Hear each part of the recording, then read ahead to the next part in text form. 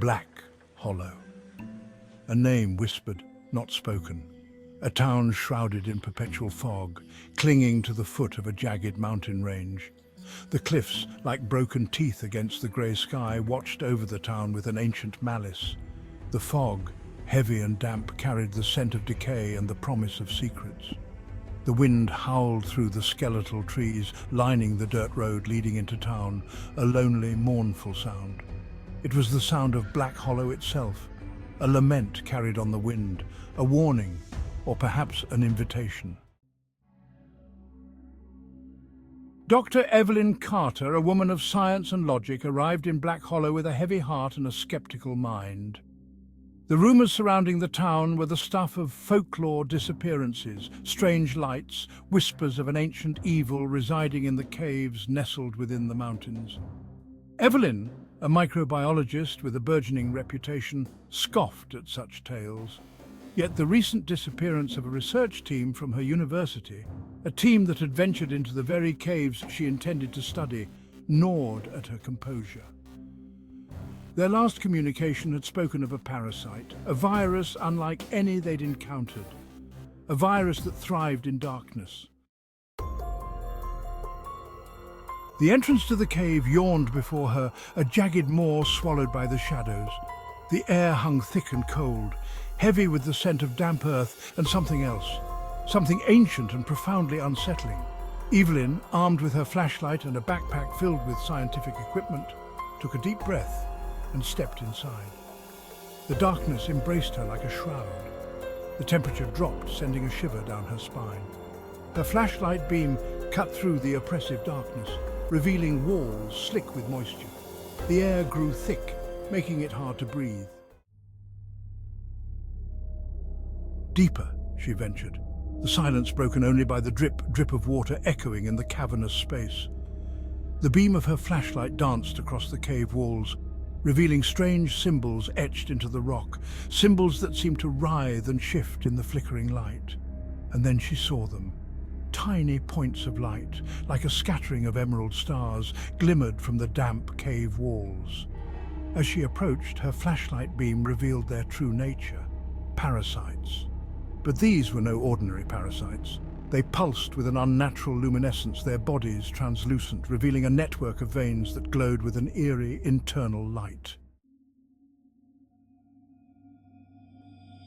Section 5. A nest of nightmares. The cave floor was alive with them, a writhing carpet of luminescent parasites. The air thrummed with an unseen energy, a low hum that vibrated in her teeth. They sensed her presence, their light intensifying, tiny tendrils reaching out from their pulsating bodies. Fear, primal and suffocating, tightened its grip on Evelyn's chest. Her scientific mind, her logic, crumbled in the face of this impossible horror.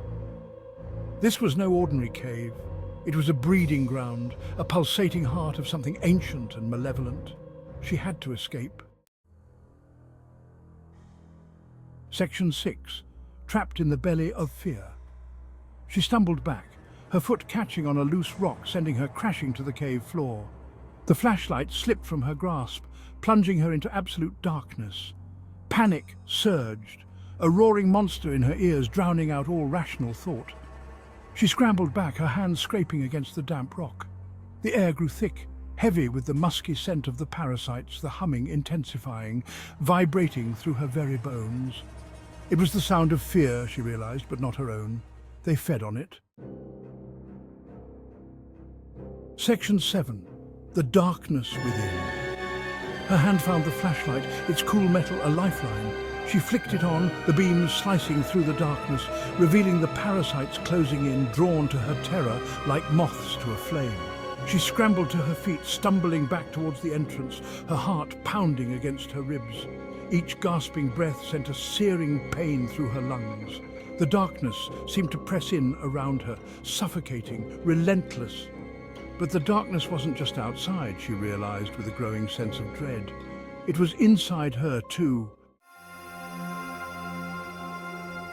Section 8. The doctor's oath broken. She burst from the cave mouth, collapsing onto the cold, hard ground, gasping for breath. The fog swirled around her, a cold comfort in the aftermath of the nightmare she had just escaped.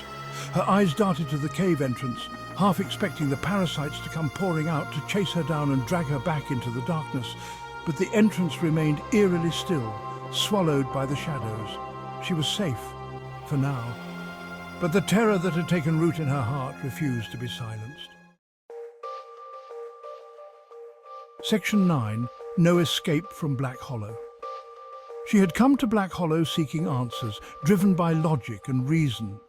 But some truths, she realized, defied the confines of science. Some horrors were best left undisturbed. The darkness she had encountered in the depths of that cave, the malevolent energy that pulsed within those glowing parasites, it had seeped into her, leaving an indelible mark. She could still feel its presence, lurking just beneath the surface, a constant whisper in the back of her mind. Section 10. The haunting continues. Evelyn left Black Hollow the next morning, her mind a whirlwind of fear and unanswered questions. The town, shrouded in its perpetual fog, receded in her rearview mirror, but she knew with a chilling certainty that she could never truly leave behind the horrors she had witnessed. The darkness followed her.